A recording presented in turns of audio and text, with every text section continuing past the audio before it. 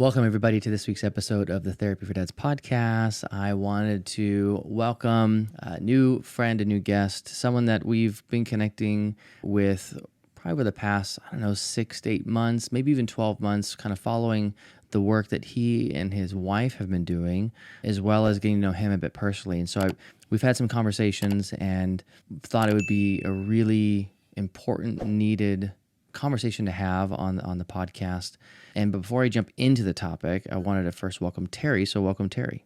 Thanks so much, Travis. Yeah, it's really great to be here, and I'm so glad that we connected. I think we definitely hit it off when we had you on the Fresh Start Family Show, so I'm happy to be here on yours. Yeah. Yes.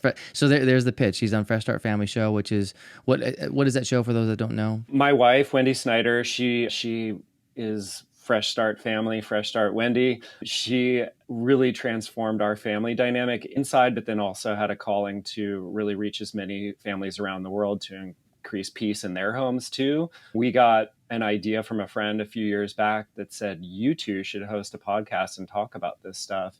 Mm-hmm. And she thought that I would be a good voice for dads out there, because it's a much needed voice. And so I said, sure, I'll dive in. At first, I thought it would just be on the technical side, making sure mics were right and doing all that stuff. But I found it was a really freeing, healthy kind of space to be in. And so Wendy and I have had a great time doing it over the past couple of years. We got a lot of episodes and had a lot of incredible people on the show like yourself. So yeah, so we're in the game. Yeah, and it was great being on your guys' show and being able to talk a bit more about kind of some mental health topics and men and emotions and kind of going there with you guys. And if you don't already follow them, it's a great show, and I do agree. I've listened to quite a few, and you've had some amazing conversations on there with some phenomenal guests talking about really important topics that I think that parents face, that parents might not know how to address or what to do or how to navigate, but having these kind of dialogues can really help make you think outside of what you might be thinking and giving you some other ideas of how to address whatever's going on in the home. And can you tell us a bit more about what you do kind of outside of that? Like your dad, obviously. So yeah, I'm a dad. I definitely like to put that first. If you're talking about priorities, being a great dad is the thing that I'm here on earth to do. But I'm a creative director by trade. So I lead a creative department at a sunglass company. Over the years, I've worked mainly in some aspect of sports or a brand that, promotes sports, from skateboarding to surfing to NBA to golf to a lot of things. So I've been able to do a lot of cool visual projects within that space.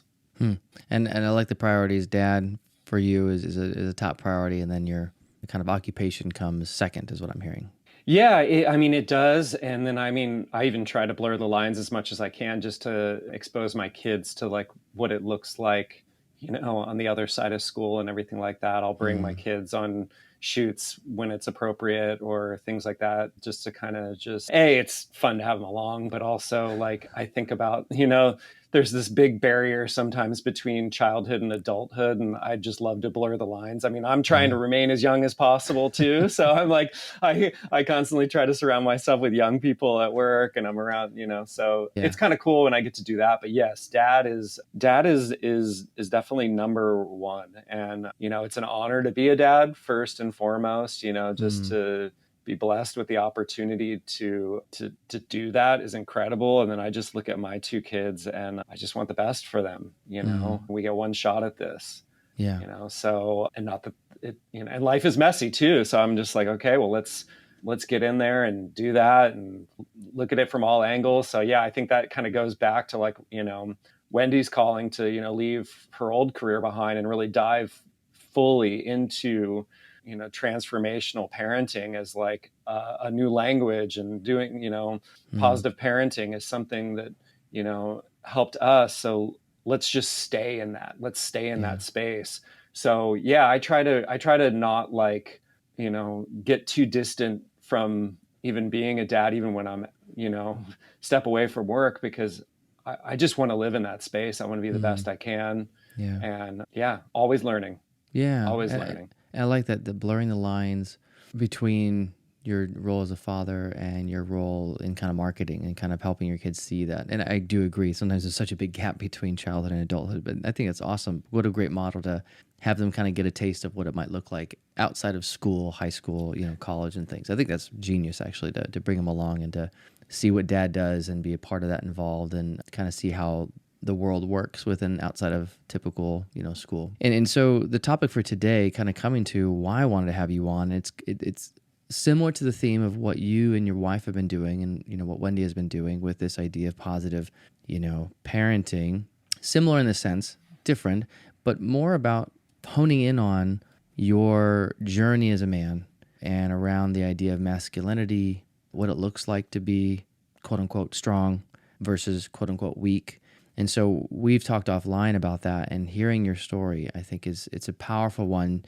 It's just like how you guys have shifted from your old parenting model to what Wendy really helped and kind of you are also highly involved with, because it wouldn't really work if it was just Wendy doing this with your kiddos, but you as well. There's this kind of evolution, so to speak, from where you were and who you guys are now. And I think the same goes for who Terry is now versus who Terry was when he was 5, 10, 15, right? So I'd love if we could just start to kind of talk about what that evolution has been like for you on your kind of journey as a man.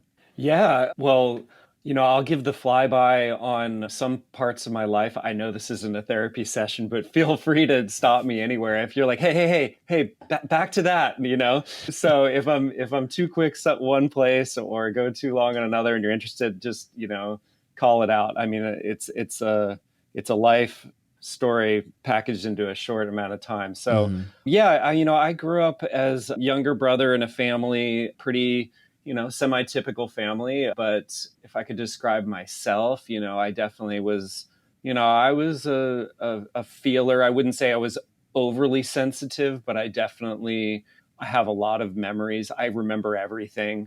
So, I could tell you so much about my childhood and all the things that kind of like little pivotal moments and even just dreams I had as a kid. So, I definitely was feeling my way through life as a young kid in elementary school, having a great time, a lot of fun. I feel like I was, always goofing around. I was always just kind of memorizing songs and jingles and advertising and all these things, which kind of came into play later in my profession, which was kind of just, it served me later.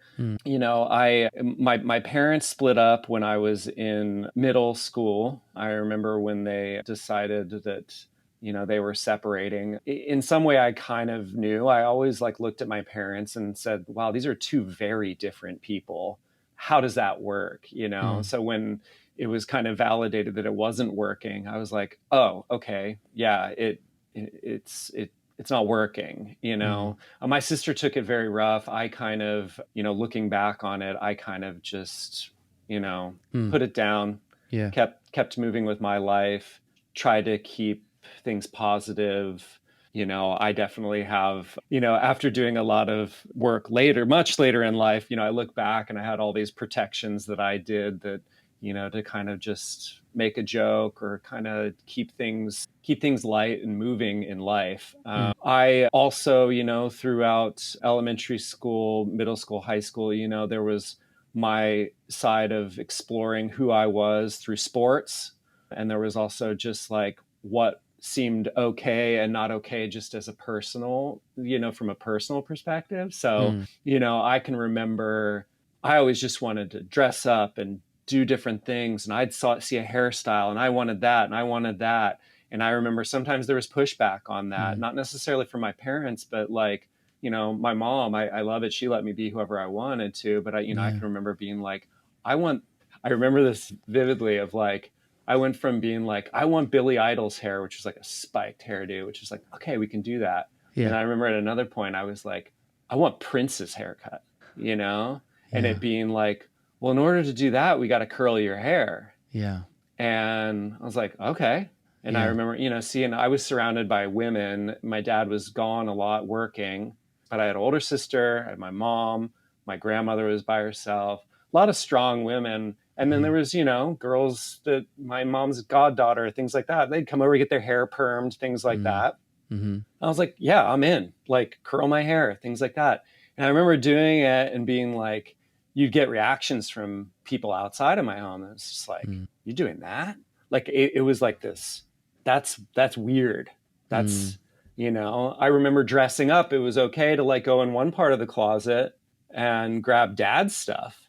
But if I grabbed mom's stuff, like, like that's something you don't want to let people know. And, I didn't grow up to be, a cross dresser or anything like that. I think I just was like, I was just open to like dress up, hairstyles, all of these things. But I found that like what I thought was okay, what maybe my mom thought was okay, society didn't think was okay, And then there's this, once you feel as a kid, this like being made fun of for something like that, then you're like, oh, there's rules that I didn't know about out in the world of who a guy is supposed to be. Yeah.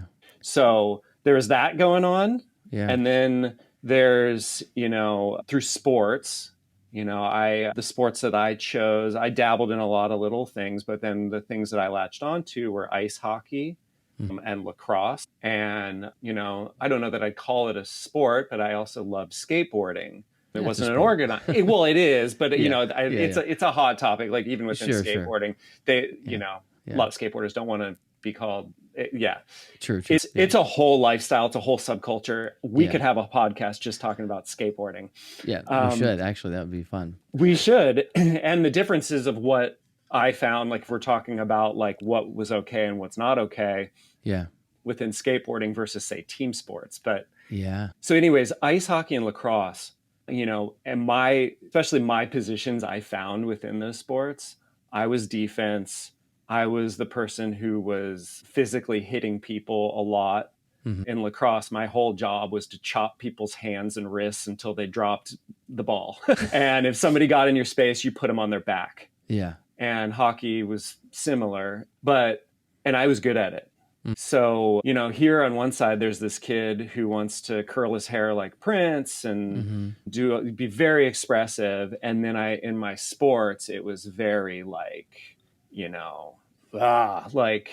and it also, the sports provided an outlet too. It was like, hey, here's a safe space to do that. Yes, you have to follow the rules. You can't do it this way, this way, this way. But if you got some anger in you, boom, boy, does that feel good to put somebody into the boards or like whatever. Yeah. So, that was kind of the, in general, that was kind of the kid, through elementary school, going into middle school. I'm so thankful my mom allowed me to have all the haircuts that I wanted and do all the things, but I do remember people finding out that I curled my hair when I was in 5th grade, even after years later when I'm in middle school, and being like, not that again type of thing, or, stuff like that. So anyways, I think there was, I just wished I could like push some of that down. And then I think after there was an awareness that certain things weren't okay, you start to like hide certain parts of yourself and maybe be a little less expressive, like than you once were. Yeah. And so that kind of, takes you to that time when my parents split. Yeah. And that was probably my first opportunity to be invited into a space to say, hey, Terry, mom and dad are splitting up. We have somebody that you could talk to about all of this. And so my mom and dad said, we have a family therapist that we've seen. We'd like you to go see her. And so I remember being like, oh, that's interesting. And I did it. And I can't say it was great or not great. I just, in retrospect, looking at it, was like, hey, there's already enough problems going on. If the sooner I can get to fine, I feel like we'll be okay. Mom and dad's relationship is obviously severed. My sister's taking this really hard. Do I need, like, the sooner I can get okay, the sooner all of this gets okay. So I think I checked the box. Okay. I checked the box, Yeah. But yeah, I mean, that was kind of in a very quick nutshell, elementary school and middle school, kind of like some of the bigger dynamics are at play and those types of things. And I think what I'm hearing is you just trying to find yourself in the world, right? And kind of who Terry is, likes, dislikes, just expression. What does it look like, whether it's in hair, or clothing, to now, fitting in or not fitting in school versus home, right? You have these different environments that what you're in, like the home environment, you got the school environment, then you got sports environment, right? And so you mentioned earlier some of these rules. You were having this realization of what it means to be a boy, or, a male, so to speak, or what it means to be masculine, right? Within that space. Can you speak more to that? Yeah, sure. I think, the rules seem to be, you had to, like, your look had to be within a range that was acceptable. Don't go too far outside of that, or expect to be talked about. Okay. So if you're outside of this range, expect to be talked about in a negative way, you mean? Yeah, or just the topic of conversation, and then you're going to get probably a spectrum. It was like, yeah, it's like I watched, I loved seeing like music videos and all this stuff, and it felt like people could be literally anything. But then in real life, people were all just shades of like vanilla ice cream. Yeah. And so that was a little confusing to me growing up, because, it's one of those things that are like, it's probably another version of like, hey, I want to be an astronaut. And be like, yeah, you know what? That's something that people just see on TV. You don't really do that. It was my version of being like, I want to look like that person, or like, I want to dress like Prince, or like this, or like, people are like, well, that's not something you really do. That's just on TV type of thing. So that was an interesting one to discover, that like, that you could get like a negative reaction from just trying to live out or express yourself in something that didn't seem that weird to me. Yeah. I don't know. Yeah. Yeah. But you were finding pushback, it sounds like, outside of your home, from school culture, maybe sports culture, where again, you have this is the range, and you must be a shade of vanilla within here. And if you're outside of that, then, there's some type of being talked about, or anything else that you saw that would happen if you're outside of that besides being talked about. Was there anything else that you... Well, I mean, luckily, I think the yin to my yang on that was like, I was a tough enough kid that I wasn't going to get like, physically, like, had I been a different kid, I probably would have been bullied a lot more physically. I felt like I could handle myself. So like, it never was like something that was going to come to that, although I always feared it would. I think I walked around, from the time I think I saw my first like fight, you're like, oh, I got to be ready for that. And, I thought that was a part of manhood too, that it was like, oh, well, the day's going to come. You better be ready. Always be ready for that like worst case scenario. And so I think that dances around in your head as something uncomfortable and unexpected, that you have to be ready to like throw down and like defend whatever you're being made fun of for, or eventually it became all kinds of other reasons too. But I think it starts with that, is like, if somebody is going to say something about you, you got to be ready to fight. Yeah that was what was expected of men or boys that you saw, like, this is what it means to be a man, that you're going to have to do this one day. It's just a matter of time. So I'm going to walk around kind of expecting, or on guard, so to speak, that at any moment it could happen, and I might have to throw down. I like that term. Exactly. Yeah. No, it was. And, the sports that I played were very aggressive. The music that that really gravitated towards was really aggressive. I got into, probably when I was 10-ish, it was heavy metal, but then it turned into hardcore and punk music all through middle school, high school, and even now. Like, hardcore music was like my thing. So like, the moment I discovered like, whoa, the Pit, like all these things, like, it was like, I don't know, there just was this like, that's somewhat what life is about. Like, eventually you're gonna have to use your body to defend yourself, or to like hold your ground or hold your space. And I had already felt that somewhat in organized sports, but I was like, even beyond that in life, it was going to be even a more dramatic version of that. And God forbid, like, you were caught off guard, or you were going to lose a fight or something like that, like the world would be over, you Yeah. know? Yeah. Yeah. Yeah. Yeah. Yeah. Yeah. And you mentioned with your parents kind of splitting, being a kid who was more wired, so to speak, more, your radar was more sensitive to emotions in a way, picking up more in that way of sensitivity. Like you have more frequencies that you can probably, that you were able to kind of pick up. And then, so there's a lot going on I'm hearing with this Terry, this kind of child, this early teen, is that trying to find out who he is within this realm and liking expression that was kind of what you were seeing on music videos, but then the real world is saying, well, no, that's not okay. You still need to be vanilla. Although mom and friends were okay with it, so you had kind of this ability to do it, but then once you left home, can't do that. So okay, I can't do that. And then at any moment, what it means to be a guy is I'm gonna have to fight one day physically, like to defend myself, or stand my ground on whatever it might be, maybe over my hair, or you know a piece of clothing I want to wear that someone may not like it, and I have to fight. And within all that too, you there's this other piece of you that said, I just wanted to make sure I was okay, that you mentioned earlier, and kind of just push things down and keep moving, because everyone else in my family is having a harder time. So I just want to push things down and I want to keep moving, because as soon as I'm okay, they're okay. And so I just kind of, you even did this motion, really kind of put it down. So did that, like, how did that play out in your life of just being quote unquote okay, and kind of putting certain things down and moving on to kind of keep moving? Like, what did that look like? How did that play out? What kind of impact did it have on you growing up? Yeah.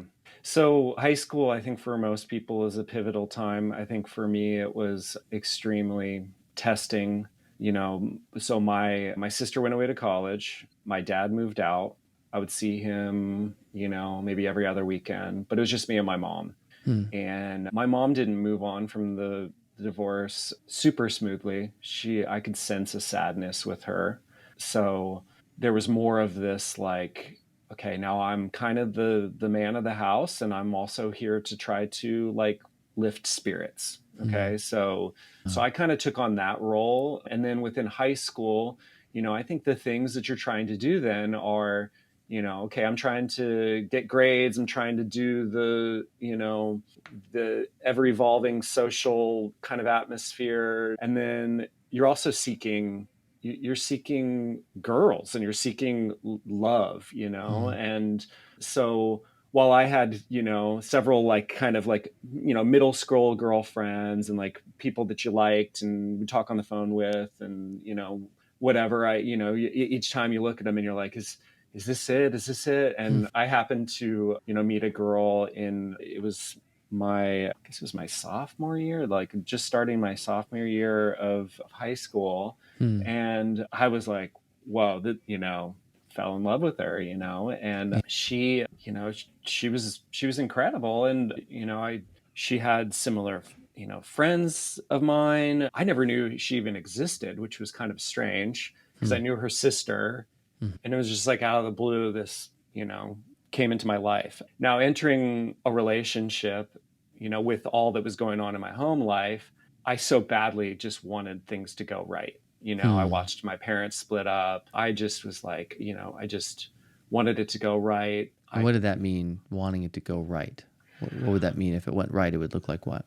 I think, she would feel the same way that I did, that people would, men are competitive too. So I was always paranoid that there was going to be somebody else that was interested in her, because why wouldn't they be? Right. So I think there was this paranoia that, like, she would somehow become uninterested in me at some point, or that, again, it was this, like, very, like, competitive male, game that I had in my head. And to some degree, I feel like it was real, and there was probably a lot that was just made up too. Sure. Yeah. So I entered this relationship kind of just like, oh, if this is it, I got to hold on really tight to it, Sure. Yeah. Because then again, at And your home at the time was dad wasn't there. Your sister just moved away. Your mom's struggling, and you're just trying to make the helm, like, be okay. Right. That's, yeah. And I have an like, the image I'm opportunity seeing. now Yeah. to have a relationship. I certainly didn't want it to go the way that my parents went. Yeah. Right.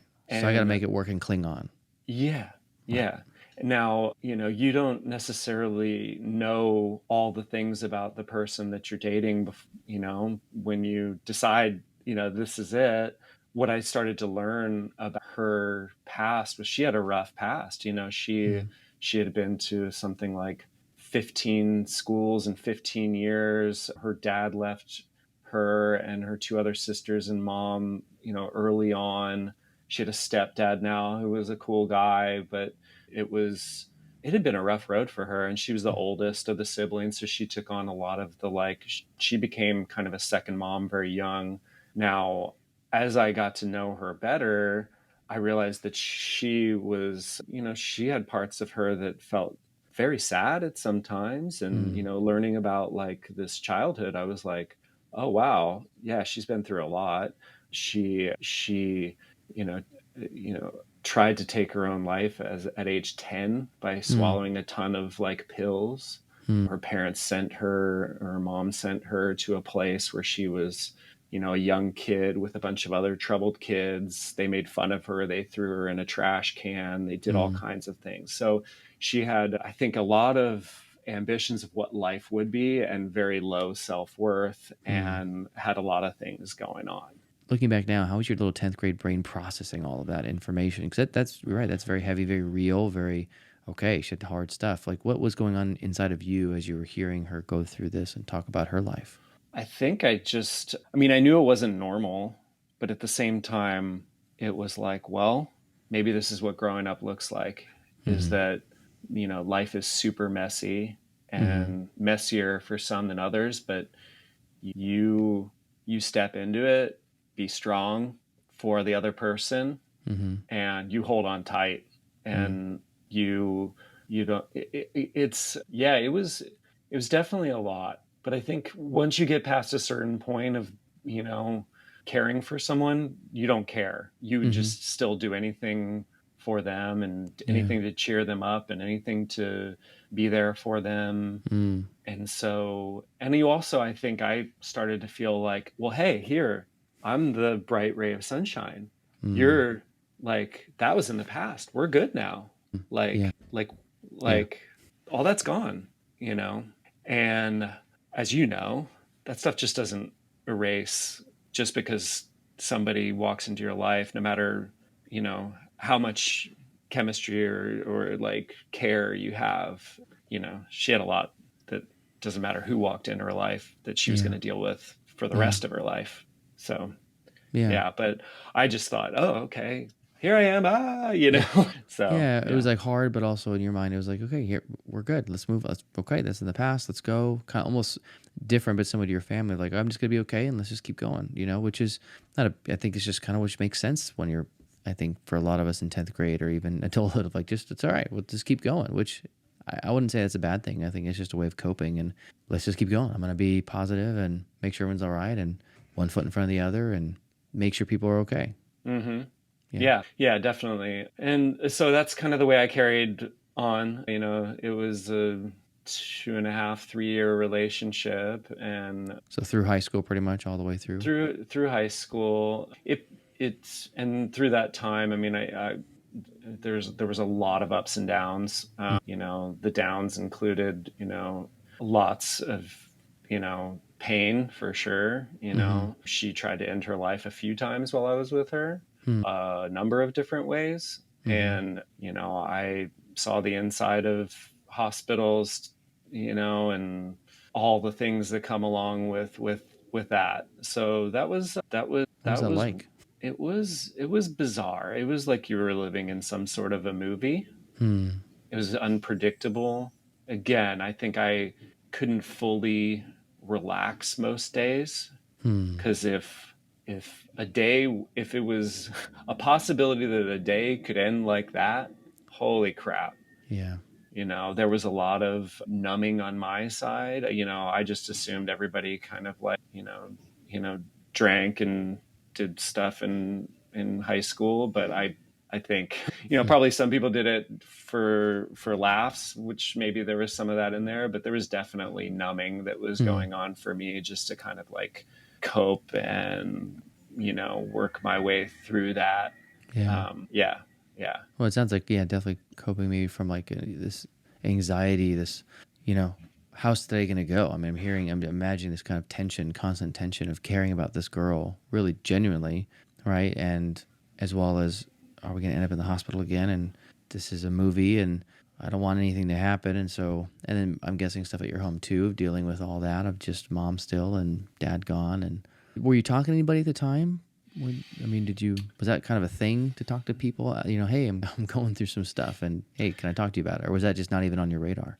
I think, I had like a couple of my best guy friends that would be kind of up on what was going on, but there wasn't really like long talks. I think it was like, hey, let's get on to the party and feeling better side of things. And not that they were being insensitive to it. I just don't think, I wasn't equipped to deal with it.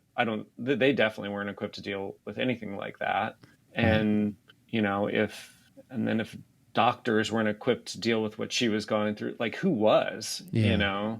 So I think, it was just kind of like, keep moving, do what you can to have fun, be paranoid about what could derail her or our relationship, and kind of just live in this space that I don't know. I just didn't even know what like adulthood, like what was on the other side of that. Like, because for myself too, I think it clouded my vision of like, what does life look like beyond high school? What is all this? Because like I'm like, this is crazy.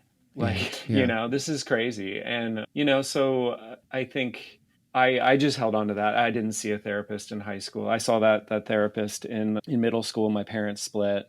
And then, I'll fast forward some time, but, I did get to a point where I felt like as I was graduating high school and my girlfriend had already graduated, I just was like, I'm going to go to college. The likelihood of us being together through that whole experience, I thought was semi low, even though I didn't know what life would look like without her. I just was like, I knew it was unhealthy. I didn't want to turn my back on her, but it just was kind of like, I'm going to go away to school far away. And so she decided to move to California. I was in Maryland at the time. I moved to Arizona to go to college. I went there and started college, and it was a rough year or so of isolation from my friends, trying to adapt to a big school, being without her. Do I still want to be with her? Do I not? I definitely wasn't like moving on in my head, like, and so it was a wild year of trying to like get myself on a new trajectory of life with a way, on my own. Yeah. And I was very much alone. I felt like, I have to mention it because it was just a godsend that, the one person that wrote me letters was a platonic friend of mine from high school, and her name was Wendy. And she wrote me letters, and she said, I hope we can see each other this summer. Wow. And so my first summer after my freshman year of college, we hung out. And about a month before I went back to school for my sophomore year, my freshman year went horribly grade wise. I'd never gotten that bad of grades in my life. Things changed for Wendy and I, and we started dating on my birthday. But a month later I had to leave. So it was this jolt of like, wow, something new. And then I went back to college alone, not sure what to do about this new relationship that I was very excited about, and like in love with this girl. And then my roommate sat me down and said that my high school girlfriend, Kira, had taken her life. She died by suicide. And even talking to you about this now, like, and I think that's kind of the big message within this story is like, I dealt with it the way that I thought I needed to deal with it. My parents sent me back to that same therapist, but I very much clawed and fought for isolation, to bury this down, and then again to just protect this new relationship that I had at all cost. Because if that thing fell apart, oh boy, I really had nothing. I really had nothing. So it's like survival. Yeah, it was. And I even I had a lease left on my apartment in Arizona. I decided to drop out of school. I told my parents I had a job, I was needed to stay and live out my lease in my apartment. I did not have a job. I just stayed in that apartment by myself for Hmm. months. Hmm. And really, it was this angel of a young woman named Wendy that, if you can put together the pieces here, I ended up marrying her and having 2 kids with her, and we've been together since then, Yeah. which is incredible. But that was the thing that I was like, okay, I'm going to move back home. I'm going to be close to her, and that's that's it. That's for me. That's it for me. Hmm. But getting help came in the form of going to that same therapist that my parents had sent me to earlier. They were pretty quick to issue me some antidepressants.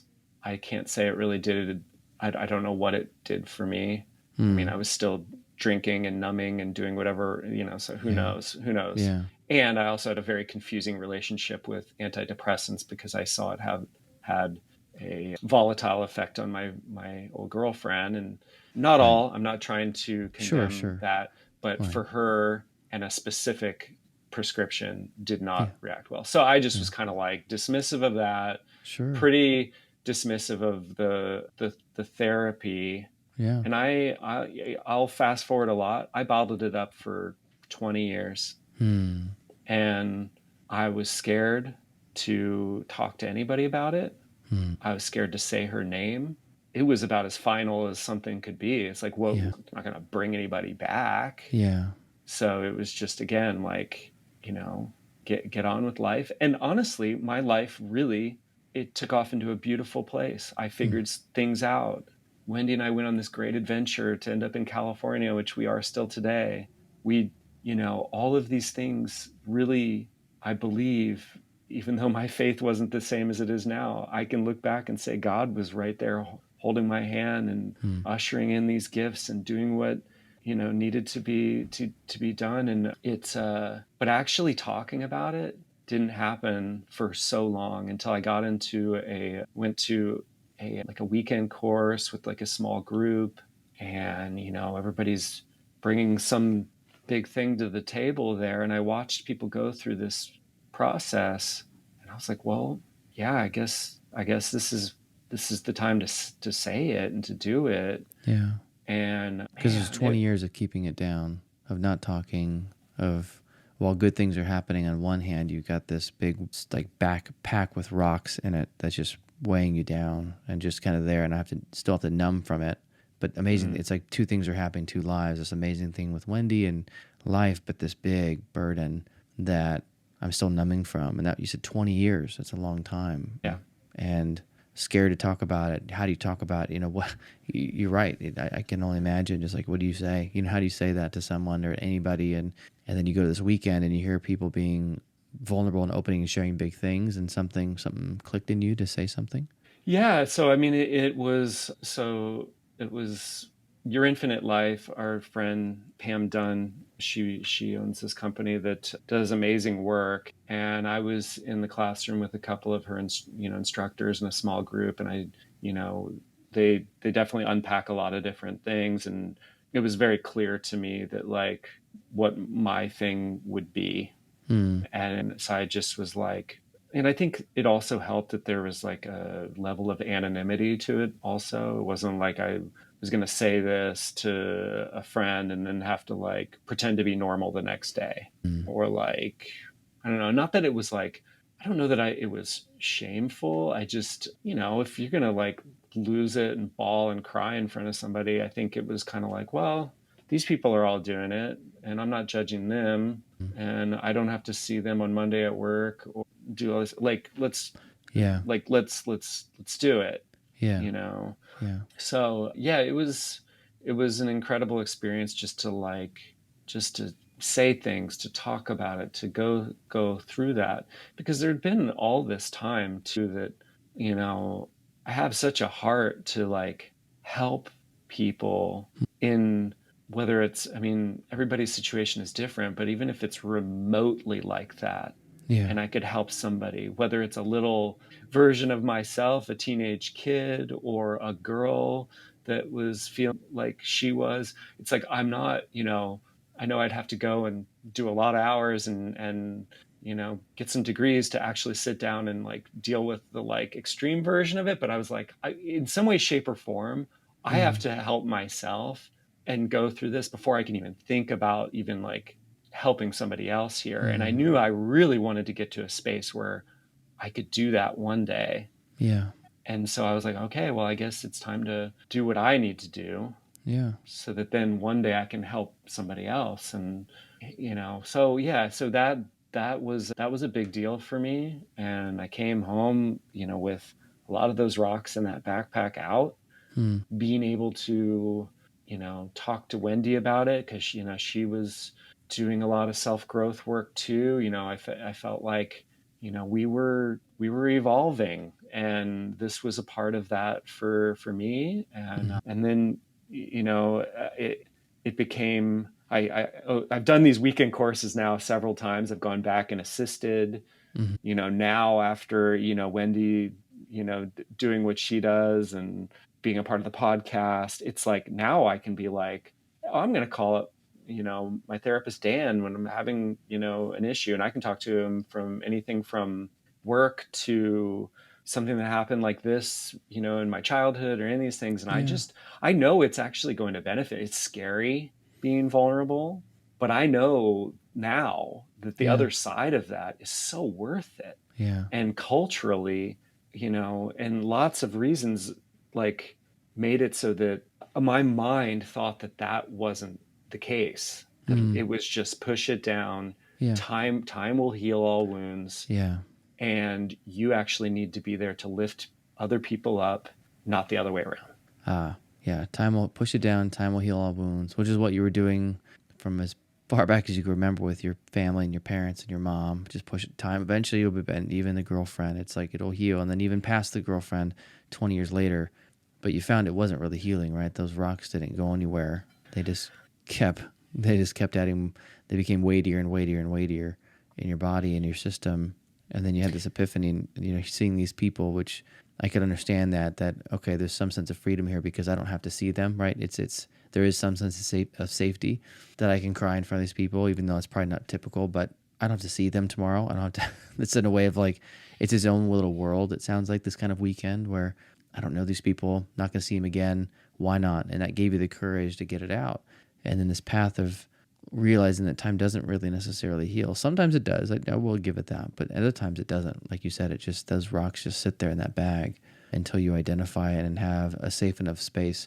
And so I'm wondering, coming full circle of, Terry now, what would you want to encourage, a guy going through something where he has like a bag of rocks, and like, how could he encourage, younger Terry now, like with the wisdom you have and the experience, like, what do you think would sink in or help sink in, or what do you think he would have needed to like create more space to then allow a younger version of Terry to maybe say something sooner? Does that make sense? Like Yeah. How can we do that? Yeah. I think in general, this is very generally speaking, guys kind of look at things as like, it's either working or it doesn't. It's either broken or it's fixed. But this idea that like within all of us, that we're always growing into something new if we allow ourselves to, and we're always healing from something. And your mind will sometimes tell you that, oh, that backpack's not that heavy. Or, yeah, that's probably not broken. I'll just keep going. Yeah. Your mind will protect and excuse your way out of so much in the name of moving on or being strong or resisting vulnerability. And what I would say is flip the script on that, even if it's in your own mind, the safety of your own mind for a second, and really just say, hey, what if I can acknowledge that if I take inventory, just put it all out and trust one person with it. Pick anyone. It'd be great if it's a therapist, but if it starts where you just need to get something out of you and it's not, and it leads to that, wonderful. But just do it even if it feels like you don't need to, because I could make the case that everybody needs to do this and to take inventory of what's going on. What are you carrying? What's really going on beneath the surface, and find any reason to do it for. I feel like men are also can be very prideful. They won't do something for themselves. Hmm. Do it for your daughter, do it for your son, do it for your friend. So if you need to like a reason to do it, like hold out in front of you. If you're not going to do it for yourself, do it for somebody else. And Hmm. I would encourage everybody to do this. I don't think there would be a single person that wouldn't benefit being vulnerable enough to really inspect their past, Hmm. present, worries about the future. Just Sure. put it all out there. Yeah. Find somebody you trust. I would say, I mean, I talked about moments that were like quite obvious moments to do that in, but I'd do it in a not obvious moment. I wouldn't wait for Sure. someone to die to do it or someone to get Yeah. divorced to do it, Yeah. because those are the two moments I did it, and I was still even dismissive. Yeah. And you can see I And with held on to that bag a long time. And I'm wondering with that too, just quickly to see. So you did do it. You had opportunities twice that your parents said, "Hey, go here, go here." But there was something like, what do you think? And it might be more than one thing, but if you could give us something like one thing, because this might be helpful for men or even women listening to the show. Because sometimes we might have an opportunity, but we don't. So what do you think was inside of you that didn't allow that, to examine an inventory of what's inside? Like, what was that? I think I and a lot of, I don't know how many people, but I'm sure a fair amount of people have this. When they get into a vulnerable situation, the script in their head immediately goes to escape. Mm, Escape as soon as possible. Find sure. the find the path of least resistance, escape. This is not comfortable. And Right. I think prompting people that may happen and to hang in there anyways, that's one of the things that I've actually heard now, like say the group that I went and eventually shared some of my story with, Mm, that's something that they say. It's like, hey, you might start to get these things and you might look at the door or be like, hey, I'm going to excuse myself to the bathroom. They're like, just check in with yourself. And mm, like, if, if there's something telling you to run in this space, you don't need to run. So I think mm, something prompted like that mm. could actually be the difference between getting somebody to hang in there or not. Ah, yeah. So almost like pointing out their and I've done a lot of work in polyvagal theory and some other trauma work. So what I hear you saying is that that's your nervous system fighting to survive, right? Because that's running is fleeing, right? That's your autonomic nervous system. Fight, flight, freeze, shut down, disassociate, right?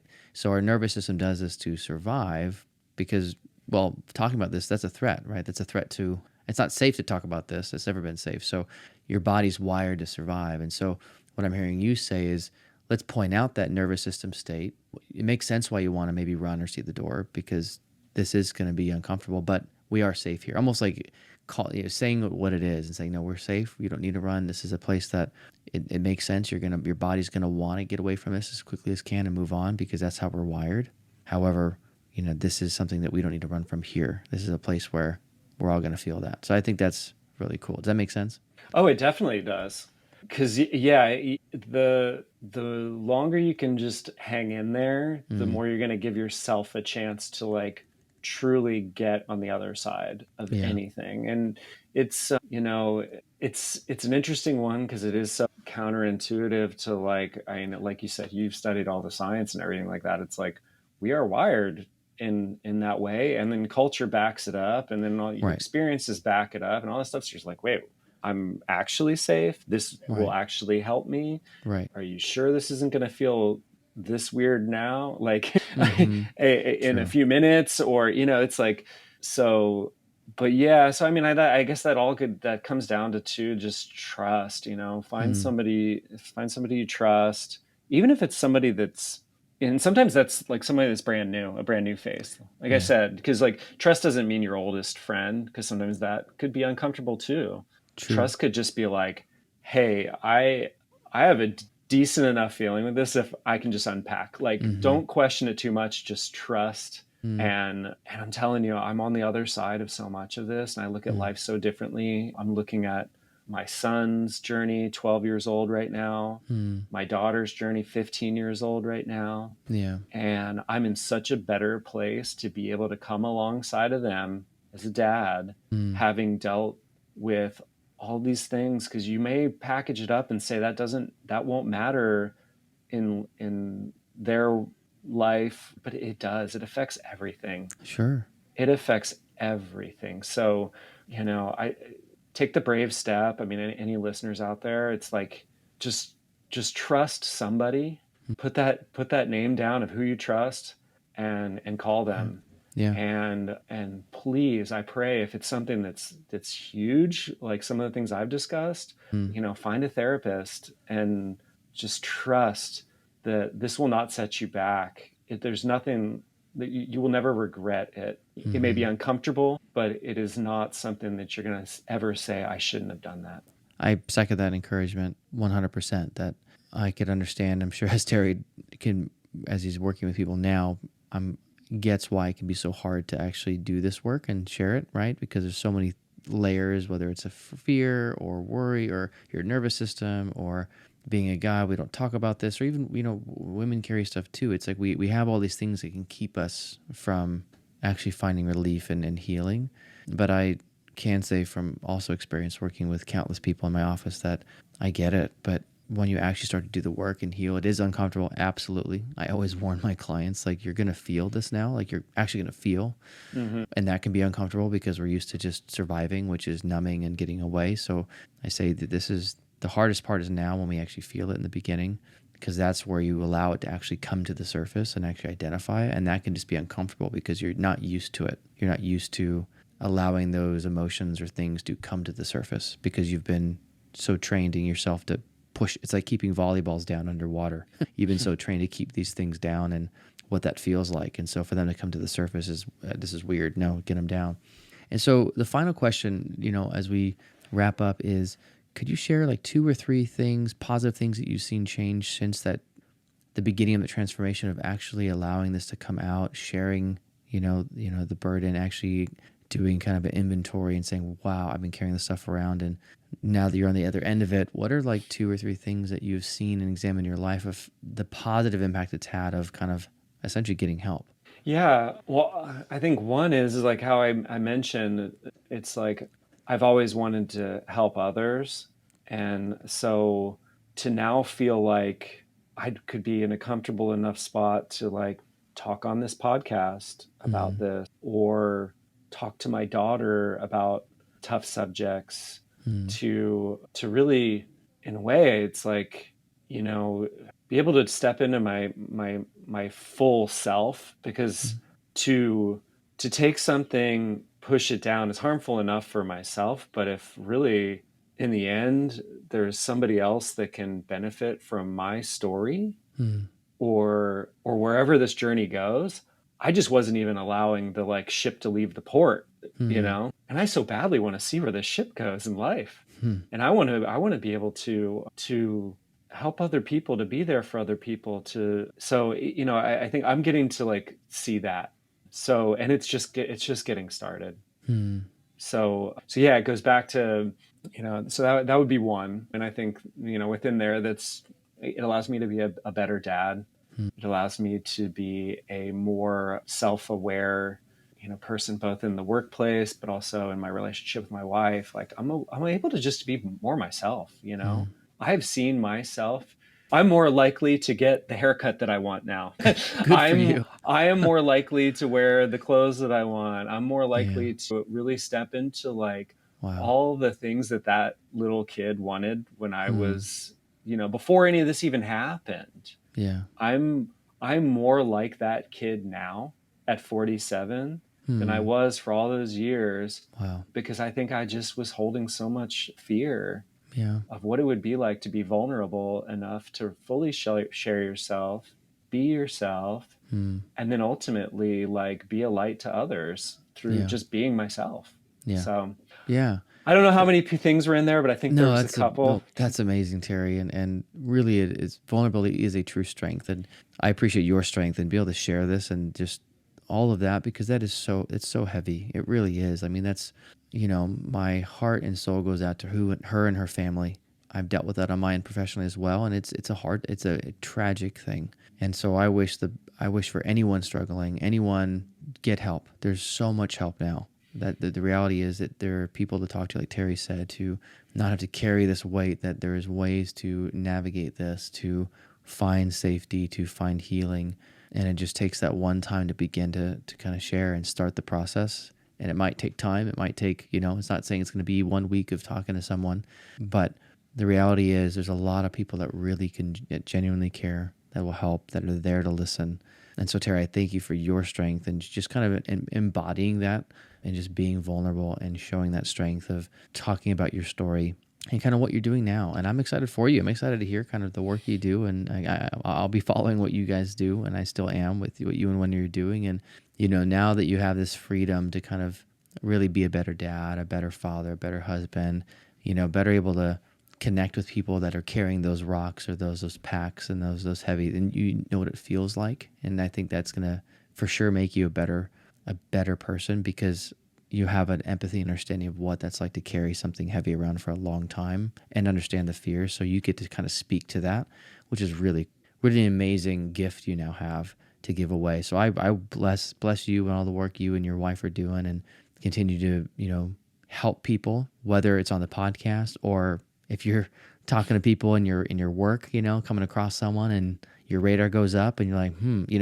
like that's the cool thing with this is as you begin to heal, like who knows who you can impact in our life. Like we can impact people that we never thought we can impact in just our day-to-day living. Where can we find your work and you and your wife's work? Sure. So freshstartfamilyonline.com would be Fresh Start Family's site. So if you're a parent looking for any type of support, which we all need, go there. Wendy has an online course and community that's just amazing. People all over the world are a part of that. And it's been such an amazing way to connect with so many people and to bless so many people. I am at Terry Snyder Creative on Instagram. Wendy is at Fresh Start Wendy.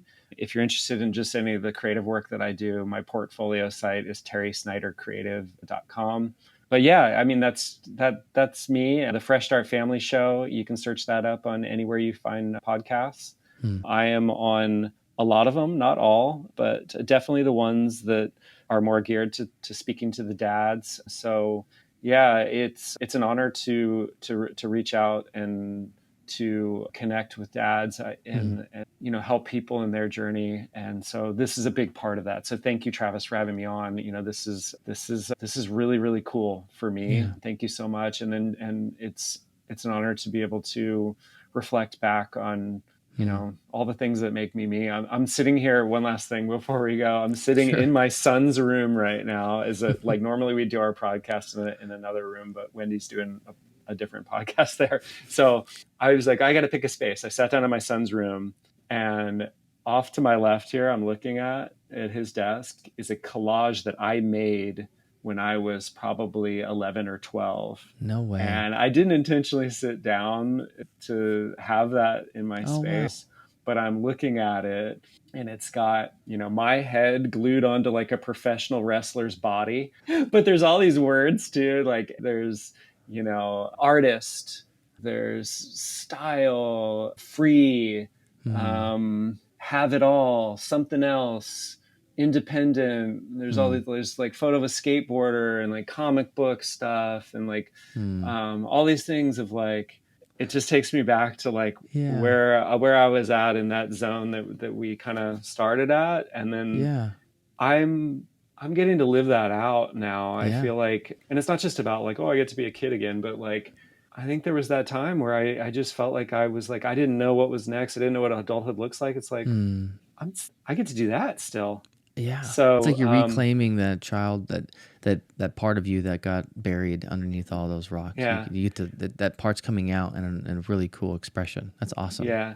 So whatever that looks like for any of the listeners out there, look, you have a lot to look forward to. Yeah. Just seek the help. I really encourage you. So thank you, Travis. Yeah. Thanks, Terry.